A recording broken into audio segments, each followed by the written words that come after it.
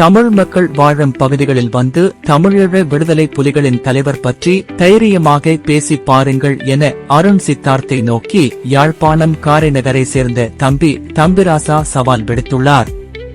இது தொடர்பில் அவர் ஊடக சந்திப்பில் கலந்து கொண்டு கருத்து தெரிவிக்கும் போதே மேற்கண்டவாறு குறிப்பிட்டுள்ளார்.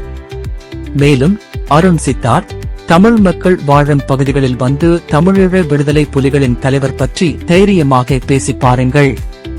ஹிருணிக்காவால் பேருந்து நிலையத்தில் செருப்பால் அடித்து துரத்தப்பட்ட அவருக்கு ஹிருணிக்கா மீது போலீசில் ஒரு முறைப்பாடு கூட முன்வைக்க முடியவில்லை.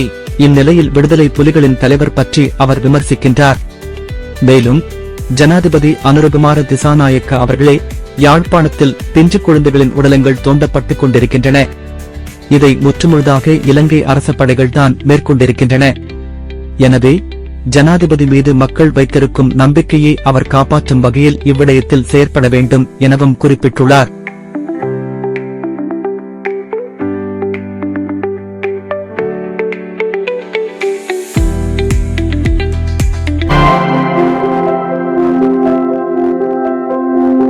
மேலதிக தகவல்களை அறிந்து கொள்ள CNX தமிழ் ஃபேஸ்புக் செய்தி பக்கத்தை பார்வையிடவும்.